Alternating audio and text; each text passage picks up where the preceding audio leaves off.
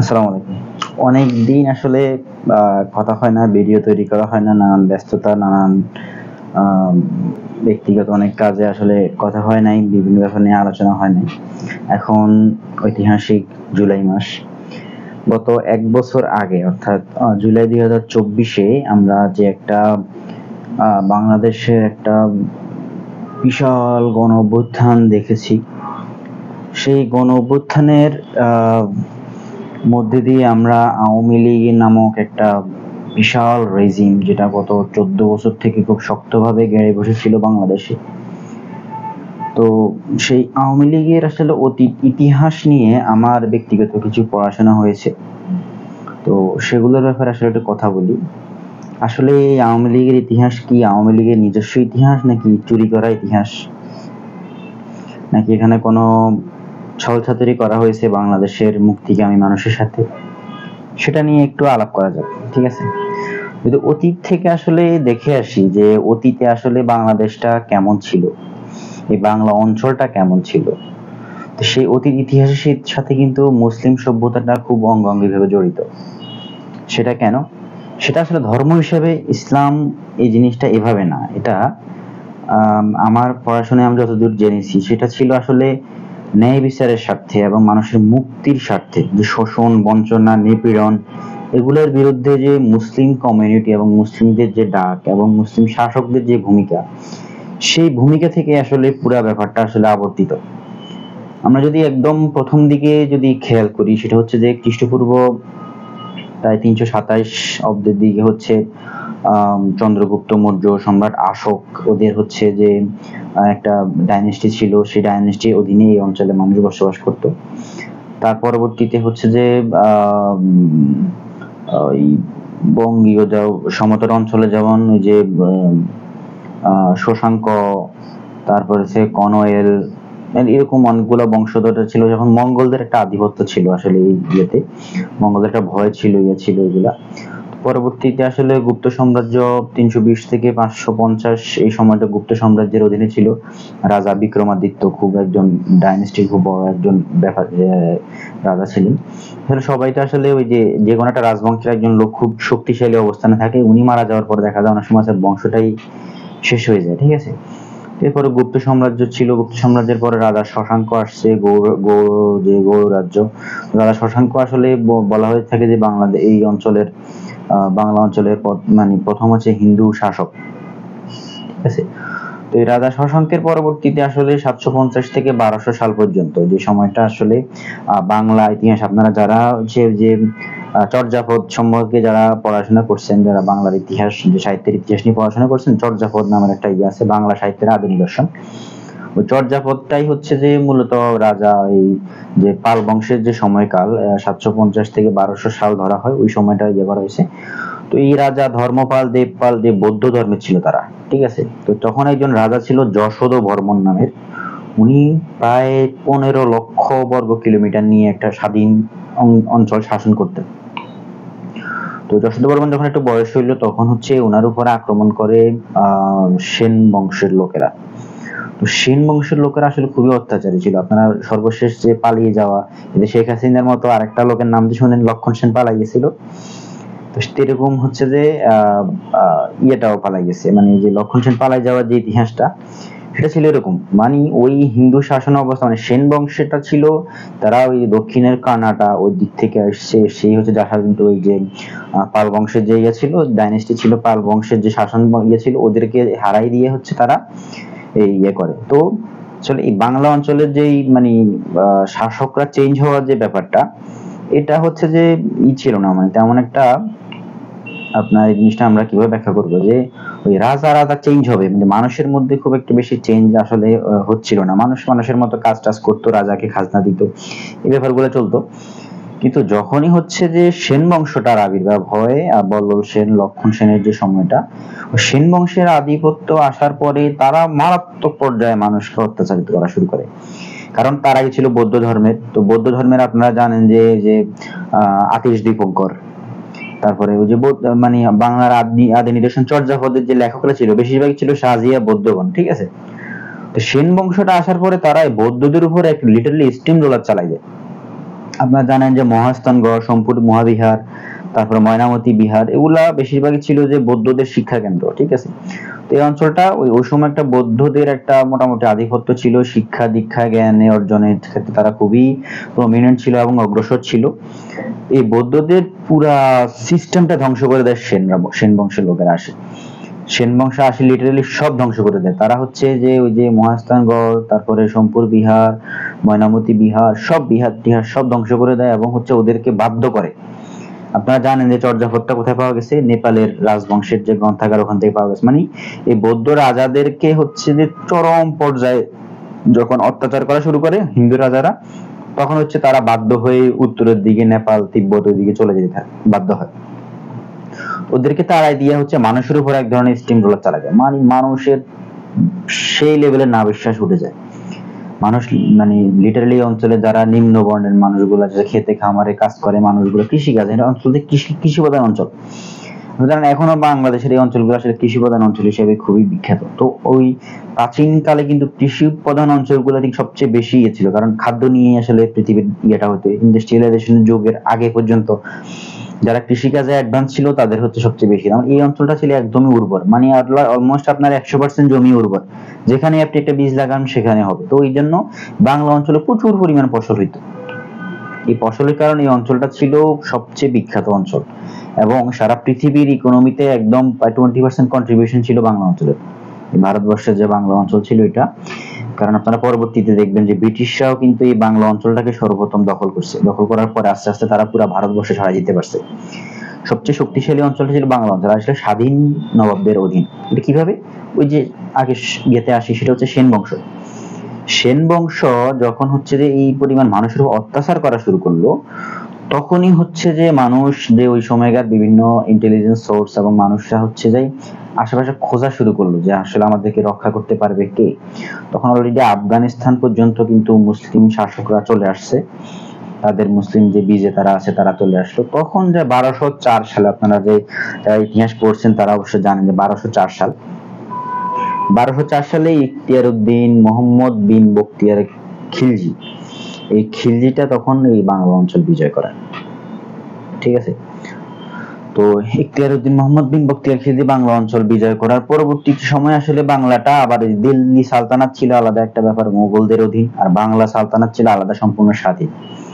এই অঞ্চলে কমিউনিকেশনটা একটু দুর্বল ছিল, কারণ জানেন তো নদীমাতৃক দেশ আমাদের, যে সোনারগাঁতে যে রাজবংশ ছিল, তো এটা নদীমাতৃক দেশ হওয়ার কারণে এরা ছিল মোটামুটি সুরক্ষিত, কারণ এদের নৌবাহিনী ছিল শক্ত, মানে আকাশপথে তো উচ্চমন্দান ব্যবস্থা ছিল না, নদীপথে আক্রমণ করে সুবিধা করতে পারতো না, কারণ বর্ষাকালে এক একটা নদী হয়ে যায় সমুদ্রের মতো বিশাল। এই প্রেক্ষাপটটা কিন্তু 1971 সালের স্বাধীনতা যুদ্ধতেও আছে। তো বলবো আমরা আপনাকে আমি যতটুকু জানতে পেরেছি এটা আপনাদেরকে বলবো, আপনারা হচ্ছে পরবর্তীতে এটাকে মিলিয়ে নেবেন যদি সম্ভব হয়। এখন অনেক তো রিসোর্সফুল সবকিছু, ইন্টারনেটে সার্চ করে মিলিয়ে নেবেন যে আসলে ঘটনাগুলো সত্যি কিনা। আমি আমার যেগুলো পড়ছি আমি সেগুলো বলছি, গল্প আকারে বলতেছি, তো আমার আসলে একদম time to time date to date আসলে অনেক কিছু মনে নেই।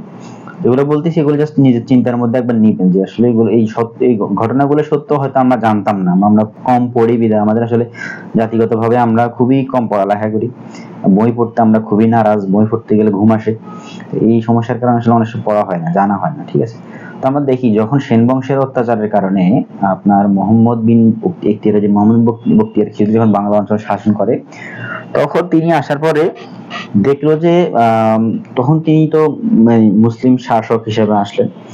আসার পরে তিনি লিটারালি অঞ্চলের মানুষগুলোকে তখন অভয় দিলেন, সাহস দিলেন যে ঠিক আছে আপনার এই ব্যাপারগুলো নিরাপদ। তারপর ওদের হচ্ছে ওই যে তাদের যে হিন্দু রাজাদের যে পরিমাণ যে রুলস রেগুলেশন ছিল এগুলো অনেকটা শিথিল হয়ে যায়, এবং হচ্ছে ইসলামের যে ধর্মের ব্যাপারটা, যে ইসলাম যে আসলে একদম আপনার সমান অধিকার নিশ্চিত করে, সবার বেলায় ন্যায় বিচার নিশ্চিত করে, এই জিনিসগুলো যখন তারা দেখলো তখন দেখলো যে না, এখানে কোনো বর্ণ বিভেদ নাই, যে ব্রাহ্মণ ক্ষত্রিয় শূদ্র কোনো নাই, ক্লাসিফাইড নাই, মানে বর্ণ গোত্র দিয়ে ভাগ করা হয় না। ইসলাম একজন নামাজের কাতারে দাঁড়াইলে রাজা বাদশাহ একজন শ্রমিকের সাথে দাঁড়ায়, এই জিনিসগুলো দেখে এই অঞ্চলের যারা এই হিন্দুরা ছিল তারা আসলে এটার ব্যাপারে আগ্রহী হয় যে আমরা না এই ধর্মে যদি আমরা যাই, আমাদের রাজা ওই ধর্মের, আমরা যদি ইসলাম ধর্মে ফিরে যাই তাহলে হচ্ছে আমাদের কোনো গোত্র বর্ণ এগুলো দিয়ে আমাদেরকে ভাগ করা হবে না, আমাদেরকে ন্যায় বিচার প্রতিষ্ঠা করতে আমাদের সহায়তা করবে। ধর্মের নিয়মগুলোও সিম্পলি খুবই শর্টকাট এবং খুবই সুন্দর। তো এই জন্য তারা আস্তে আস্তে ইসলাম ধর্মের দিকে আসতে শুরু করে এই অঞ্চলের মানুষগুলো। এই জিনিসটা কেন যে আমি আসলে ধর্মকে দিয়ে ইয়ে করাটা ওই রকম না, এটা হচ্ছে যে ইসলাম ধর্মের সৌন্দর্য, এটা একটা ব্যাপার আছে। আর একটা হচ্ছে যে ন্যায় বিচার, মানে এখানে হচ্ছে যে আপনার রাজা বাদশাহ তারা হচ্ছে ওই যে মানে প্রজা এবং মানে অর্থাৎ রাজা এরকম আলাদা কোনো ক্লাসিফাইড প্রথম দিকেই তেমন একটা ছিল না। মানুষ ছিল কি সবাই সবার মতো স্বাধীন, রাজা বাদশাহ তাদের ফ্যামিলির মধ্যে থাকতো। আর তখন একটা সবচেয়ে বড় ব্যাপার যেটা ছিল সেটা অনেকে এখন আবার মিসলিডিং করে, সেটা হচ্ছে যে রাজার অনেক বড় বড় প্রাসাদ বানাই থাকতো, ইয়ে থাকতো, এগুলো দিয়ে হচ্ছে তারা অনেক খরচ করতো। আসলে ব্যাপারটা তখন ছিল অন্যরকম পরিস্থিতি, এখনকার মতো পরিস্থিতি না। পরিস্থিতিটা কেমন ছিল তখন, ওই রাজাকে সরাইলেই অন্য একজন রাজা হয়ে যাবে। এখনকার মতো আসলে ওই ডেমোক্রেসিটা তখন ছিল না। তখন ছিল কি আমি হয়তো রাজা, আমাকে মারি ফেলি আরেকজন রাজা হইতে পারবে, অথবা আমার উত্তরাধিকারী একজন রাজা হবে, ঠিক আছে। তো এই জন্য একটা ওই যে সিংহাসন নিয়ে একটা ক্লেশ থাকতো, তো ওইটার প্রভাব কিন্তু প্রজাদের উপর খুব একটা পড়তো না। প্রজারা প্রজার মধ্যে থাকতো, জাস্ট ওই অন্য কেউ এসে রাজাকে হারাই ওখানে রাজা এসে বসে যাবে, ঠিক আছে। ও প্রজা সিস্টেম এরকমই থাকবে, আগের মতোই থাকবে, আগের মতোই চলবে। এই জন্য ওই মানুষের এটা নিয়ে এত বেশি মাথা ব্যথা ছিল না। তারা দেখলো যে মুসলিম, অসুবিধা নেই, একজন আসছে একজনের পর আরেকজন আসছে, সেই মানে অর্থাৎ তাদের রুলস রেজুলেশনের আহামরি কোনো চেঞ্জ হয় না। কিন্তু ওই যে যে ইয়ারা ছিল, রাজারা ছিল, তারা তাদের মধ্যে করে শাসন করতো। এর মধ্যে অনেক দিক বিজেতা ছিল, অনেক ইয়ে ছিল। এদের মধ্যে অনেকেই হয়তো কিছু জিনিস করতে পারে যে হচ্ছে তারা জনগণকে হয়তো এটা মিসলিডিং করছে, বা শাসন করার খাতিরে অনেক সময় দেখা যায় অনেক মিথ্যা তথ্যও দিছে। আমরা অনেকগুলো এরকম সত্য শুনে থাকি, কিন্তু এই সেগুলাতে জনগণের খুব বেশি আহামরি প্রভাব পড়তো না। মানুষ খুবই ধর্মভীরু ছিল, এবং মানুষ ওই যে জ্ঞান বিজ্ঞানে এত বেশি ছিল না। কারণ আমার এখানে তো আমার কর্মসংস্থানের ব্যবস্থা আছে, আমি কৃষি কাজ করলেই আমার হচ্ছে যে আমি সুন্দরভাবে জীবনযাপন করতে পারি। আমি এক সিজনে কৃষি কাজ করলে আমি সারা বছর বসে বসে খাইতে পারি, ঠিক আছে। সুযোগগুলো যেহেতু ছিল, তো মানুষ আহামরি চিন্তা করতো না, কারণ ওই বিভিন্ন জায়গা থেকে ব্যবসায়ীরা আসি এসে এখানে ব্যবসা করতো। তো এই জিনিসগুলোর পরবর্তীতে গেল কি, আমরা এই যে ডাইনেস্টিটা শেষ করলাম, এটা পরবর্তীতে আস্তে আস্তে যখন এই ব্যবসার খাতিরে, যে ব্যবসার যে পরিবেশটা কৃষি বান্ধব, জানেন যে যে ইয়ে ছিল আপনার শায়েস্তা খাওয়ার সময় টাকায় 8 মণ চাল পাওয়া যেত। তো বুঝেন 8 মণ চাল পাওয়া যেত 1 টাকা দিয়া। আর ওই টাকার মান এখন কোথায় নামছে। মানে ওই সময় ছিল এই অঞ্চলটা সবচেয়ে বেশি ধনী। মানে শায়েস্তা খানের আমলটা ছিল জাস্ট বিফোর ইংরেজরা বাংলা এই অঞ্চলে, ইংরেজরা এই ভারতবর্ষে পা দিছে প্রায় 1608 সাল। 1608 সাল থেকে 1757 সাল পর্যন্ত, মানে প্রায় 150 বছরের উপরে তারা হচ্ছে আগে এই অঞ্চলটাকে অ্যানালাইসিস করছে। পুরাটা অ্যানালাইসিস করে এই অঞ্চলের হচ্ছে জ্ঞান বিজ্ঞান, তারপরে এই অঞ্চলের কালচার সংস্কৃতি সবকিছুকে আগে তারা নিজেরা শিখছে, জানছে। তারা ওই যে প্রজন্ম থেকে প্রজন্ম বলে গেছে যে এইভাবে এইভাবে মানুষগুলো এমন। তো তাদেরকে শেখার জন্য, জানার জন্য তারা হচ্ছে আগে রিসার্চ করছে। রিসার্চ করে আস্তে আস্তে একটা সময় যখন ওই যে আসলে মানুষ সবাই তো সব রকম থাকে না, কিছু রাজাকে কিনতে পারছে, কিছু সেনাপতি কিনে ফেলছে। তো কিনে এরকম করে করছে কি, সর্বপ্রথম যেই একদম বড় অঞ্চল যেটা ছিল সেটা ছিল, দেখেন তারা কিন্তু ওই প্রযুক্তিগতভাবে একটু অ্যাডভান্স ছিল। তারা হচ্ছে বন্দুক তৈরি করতে পারছে আগে, তারা হচ্ছে জাহাজগুলো, বড় বড় জাহাজগুলো তৈরি করতো আগে। তারা যখন এই অঞ্চলে আসছে, আসার পরে হচ্ছে যে এই অঞ্চলে শাসন করতেছে, প্রথম দিকে ব্যবসা করতেছে। তো ব্যবসার খাতিরে তারা কি করলো, পরবর্তীতে ওই তাদের ব্যবসার সিকিউরিটির জন্য তারা নিজস্ব ফোর্স নিয়োগ করলো। কিন্তু রাজাদের অবশ্যই ভুল ছিল। রাজাদের ভাষায় আপনারা ব্যবসা করবেন করেন, আমার সিপাহীরা আপনাদেরকে নিরাপত্তা দিবে, আপনারা সিপাহী আনতে পারবেন না। কিন্তু তারা তাদের ওই যে ব্যবসা, রাজাদের অদূরদর্শিতার কারণে তারা তাদের নিয়ন্ত্রণের জন্য তারা সিপাহী নিয়ে আসলো বিভিন্ন ওই যে দূর দূর। তখন তোমার তো তখন এত আসলে যোগাযোগ ব্যবস্থা ভালো ছিল না। তখন তারা একটা দ্বীপ দখল করে নিয়ে ওখানে হচ্ছে তাদের পুরা জাহাজ আনিয়ে নিয়ে তো লোকটোক বল সব একসাথে করে ট্রেন আপ করতো। ওরা সোলজার ছিল, নাবিক ছিল, খুবই দুর্ধর্ষ সাহসী ছিল। তো তারা ওই নিজেদের সৈন্য সামন্ত নিয়ে আসি। তারা একটা সময় হইলো কি, তারা বাংলাদেশের স্বাধীন নবাব সিরাজউদ্দৌলার সাথে তারা 1757 সালের যে 23 জুন তারা পলাশীর যুদ্ধে অবতীর্ণ হইল। তো এই পলাশির যুদ্ধে হইলো কি আবার ওই যে তাদের দূরদর্শিতার কারণে অঞ্চল মানুষের কালচার তারা শিখে গেছে। এই দূরদর্শিতার কারণে তারা করলো কি ওই যে মির্জাফরকে, ঘসুটি বেগম তাদেরকে হাত করে নিয়ে হচ্ছে রাজা নবাব সিরাজউদ্দৌলাকে হারাই দিল। নবাব সিরাজউদ্দৌলা এটা একদম 23 বছর বয়সী যুবক, ছোট্ট, এত বয়স্ক না, এত মানে দূরদৃষ্টি সম্পন্ন না। তাকে কি করলো, তার ওই যে সিনিয়র, তার মানে তার বাবার বয়সী তার চাচা, এই যে মির্জাফর, সেই মির্জাফরগিরি করে হচ্ছে তাকে এখান থেকে সিংহাসন থেকে সরাই দিল লিটারালি। এরপরে হচ্ছে আবার বক্সারের যুদ্ধ, এটা তো প্রমিনেন্ট না। তো এর পরবর্তীতে হইলো কি, ইংরেজরা এই বাংলা অঞ্চলটাকে দখল করে নিল। বাংলা অঞ্চল দখল করে নেওয়ার পর বিশাল একটা অঞ্চল তাদের স্বায়ত্তশাসন কায়েম হয়ে গেল। বাংলা অঞ্চল তো আগে থেকে স্বাধীন। ওই যে একটা কথা বলছিলাম যে নদীমাতৃক হওয়ার কারণে এই অঞ্চলে ওই মানে ইয়ে থেকে, দিল্লি থেকে এদিকে শাসন করা সম্ভব হয় না খুব একটা বেশি। তো ওরা করছে কি, ওই যে দিল্লির বিভিন্ন বড় বড় রাজবংশ আছে, রাজবংশটা সবাই সবার মতো সেফ।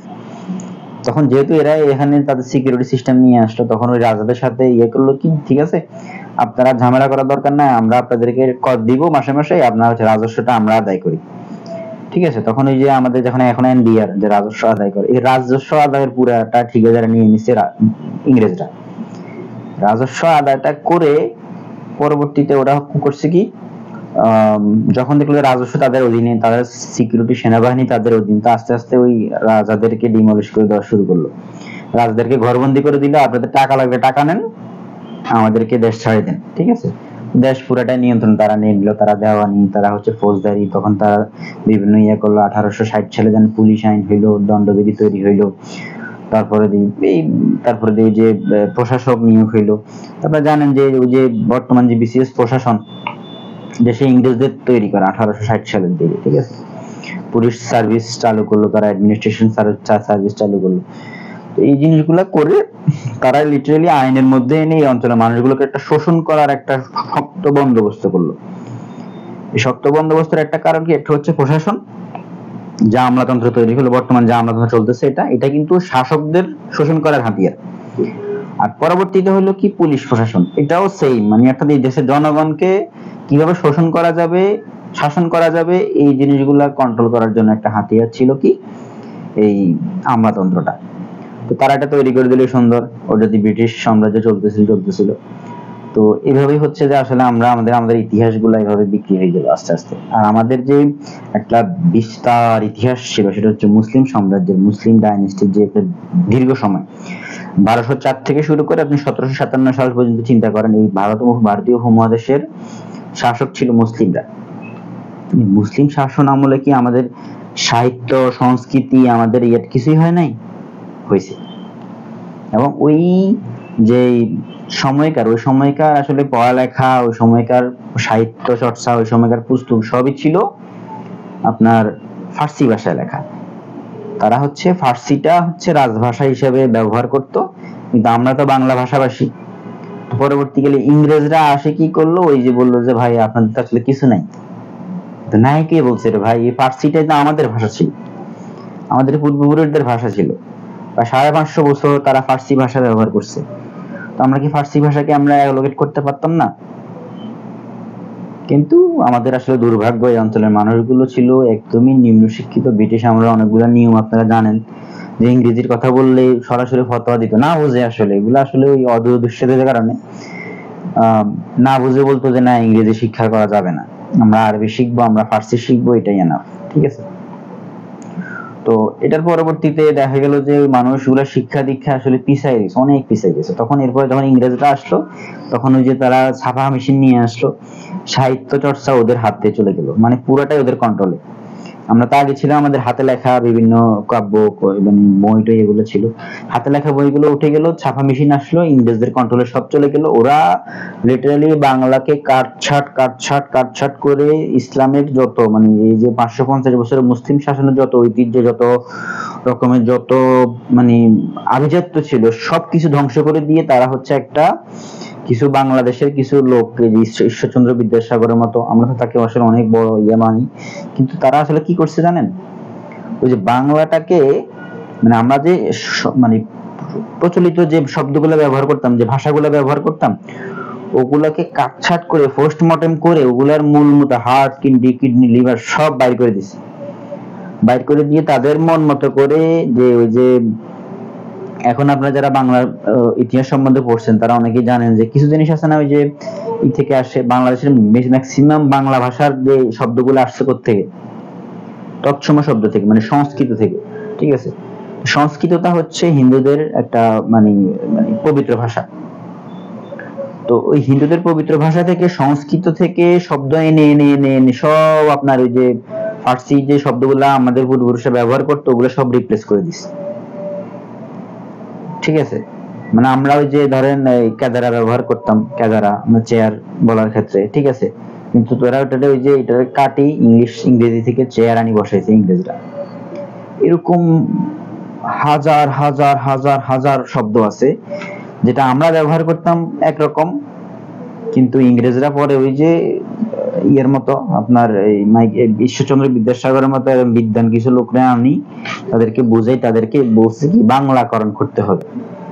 তখন আমাদের নিজস্ব ভাষা, মানে অর্থাৎ 550 বছর আমাদের পূর্বপুরুষের একটা ভাষা ব্যবহার করে আসছে, ওখানে এটা আমার নিজস্ব ভাষা হয়ে গেছে না। ওটা হচ্ছে আমাদের বলার খাতিরে আমরা বাংলা কথা বলি, কিন্তু আমাদের ওই যে শব্দগুলো হচ্ছে যে ফার্সি থেকে আসছিল বেশিরভাগ। ফার্সি শব্দ এখনো আছে কিছু কিছু, অল্প কিছু, খুবই কম। তো শব্দগুলো আমরা নিজেদের মতো করে আমাদের বাংলা শব্দ করে ফেলছিলাম, কিন্তু ওই যে আবার এখানে ইংরেজরা আসি কাটছাট করে সব ওই ফার্সি গুলোকে সব বাদ দিয়ে তারা হচ্ছে আবার বাংলা শব্দ আনি ঢুকেছে এখানে মধ্যে। বাংলা কোথেকে আনছে? সবগুলো সংস্কৃত থেকে ধার করা। মানে সংস্কৃত থেকে দেখেন বাংলাদেশে সবচেয়ে বেশি হচ্ছে যেমন ওই তৎসম শব্দ, মানে সংস্কৃত, তদ্ভব মানে তাও সংস্কৃত থেকে আসা, তৎসম, অর্ধতৎসম, তদ্ভব, এগুলাই তো অলমোস্ট 95%। দেশি বিদেশি তো বাকি 5% এর মধ্যে পড়ছে, অল্প কিছু, মাত্র দেশি শব্দ আছে মাত্র 2%। তো মাত্র 2% দেশি শব্দ দিয়ে বাংলা ভাষা চলে। আপনার বাংলা ভাষা নিয়ে আমরা এত ফ্যাসিনেটেড, আমাদের মাত্র বাংলা ভাষার নিজস্ব শব্দ আছে 2%। আমাদেরকে মনস্তাত্ত্বিক ভাবে এত এত এত নিচে নামায় রাখছে, যেটা আসলে আপনাদেরকে বলে বোঝানো যাবে না। ঠিক আছে, যদি পড়ালেখা করেন এই ব্যাপারগুলো জানেন তাহলে বুঝতে পারবেন কালচারালি আমাদেরকে কতটা হীনমন্য করে ফেলা হয়েছে, উইলিংলি, মানে ইচ্ছাকৃতভাবে আমাদের এই অঞ্চলের মানুষগুলোকে কালচারাল যে ড্যামেজ করা হয়েছে, কালচারাল যে পরাধীনতার মধ্যে দেওয়াই দেওয়া হয়েছে, এটা একদিন দুই দিনের সংশোধন হবে না। এটা একদিন দুই দিনে কখনোই সংশোধন হবে না। জিনিসটা সংশোধন করা প্রয়োজন। আমাদের ইতিহাসটা একদিন দুই দিনের ইতিহাস না। আজকে যারা আমাদেরকে সভ্যতা শিখায়, সে পশ্চিমা সভ্যতা, ইংরেজরা, সে লন্ডন, এই লন্ডন কিসের উপর বেসিস করে এত লন্ডন হয়েছে? এই যে ইউরোপের দেশগুলো, তারা কিভাবে ইউরোপ হয়েছে? তারা আমাদের টাকা লুট করে, আমাদের এই ভারতবর্ষের টাকা লুট করে, এই বাংলা অঞ্চলের মুসলিমদের টাকা লুট করে তারা হচ্ছে সেখানে এখন বিলাস জীবন যাপন করতেছে। তারা এখন সভ্যতা শিখাচ্ছে আমাদেরকে, তারা এখন আমাদেরকে মানবাধিকার শিখাচ্ছে আমাদের টাকা লুট করে নিয়ে। একটা সমীক্ষায় আছে ভারতবর্ষ থেকে ইংরেজরা 190 বছরে প্রায় 45 ট্রিলিয়ন মার্কিন ডলার সমপরিমাণ সম্পদ লুট করে নিয়ে গেছে। তো তখন যদি 45 ট্রিলিয়ন হয়, সেটা বর্তমান সময় কত হবে এবার চিন্তা করেন। 1 ট্রিলিয়ন মানে 1000 বিলিয়ন, 1 বিলিয়ন মানে 100 কোটি। 1 বিলিয়ন মার্কিন ডলারে বাংলাদেশের প্রায় 12,000 কোটি টাকা। তো 12,000 কোটি টাকা 1 বিলিয়ন, এরকম 1000 বিলিয়ন, তারপরে 45 ট্রিলিয়ন। কি পরিমাণ সম্পদ তারা লুট করে নিয়ে গেছে এবার চিন্তা করতে পারে। তারা এখন উন্নত জীবন লিড করতেছে না? করতেছে। আমরা এখন তাদের দাস হইতেছি। কিন্তু আভিজাত্য, বরকত সবকিছু আল্লাহ আমাদেরকে দিছিল। আমরা আমাদের মিসম্যানেজমেন্টের কারণে আমরা পিছিয়ে গেছি, আর পিছিয়ে থাকতে চাই না ভাই। আমাদের এই প্রজন্ম যেভাবে জেগে উঠছে, এই জেগোটাকে কাজে লাগাইতে হবে। আমরা পলিটিক্যালি আরো বেশি মোটিভেটেড হইতে হবে। এই জিনিসগুলোকে আমরা অ্যাড্রেস করে করে এগুলো সংশোধন করতেই হবে। আমরা তাদের দাস না, আমরা আল্লাহর গোলাম। আল্লাহ আমাদেরকে যে বরকত দিয়েছেন, যে রহমত দিয়েছেন, আমরা সেগুলো দিয়ে আমরা এগিয়ে যাব। এখন যদি ইরান পারে, আমরা বাংলাদেশের মুসলিমরা কেন পারবো না? আমাদের গ্যাপ কোথায়? আমাদের সমস্যা কোথায়? আমি অন্য ধর্মের প্রতি কোনো ইয়ে করতেছি না, আমি আমার স্বাধীনতা, আমি আমার সার্বভৌমত্বের কথা বলতেছি। আমাদের সম্পদ লুট করে তারা এখন আমাদেরকে মানবাধিকার শিখাচ্ছে, আমরা পিছিয়ে থাকবো কেন? আমাদের সুযোগ আছে। আমাদের এই অঞ্চলের মানুষের ছোট ছোট বাচ্চাদের যে পরিমাণ ব্রেইন আল্লাহ দিয়েছেন, আলহামদুলিল্লাহ, সেগুলো নিয়ে আমরা কেন কাজে লাগাচ্ছি না? আমরা কেন অন্যের দাসত্ব করব? এই দাসত্ব থেকে বের হয়ে আসতে হবে, নতুন বন্দোবস্তের দিকে যাইতে হবে আমাদেরকে। আমরা আমাদের দেশকে এগিয়ে নিয়ে যাবো ইনশাআল্লাহ। পরবর্তীকালে যেই রাজনৈতিক ট্রান্সফরমেশনটা হয়েছে, পরের ভিডিওতে এটা নিয়ে আলাপ করব। আজকে এই ভিডিও এই পর্যন্তই শেষ। ধন্যবাদ। আসসালামু আলাইকুম।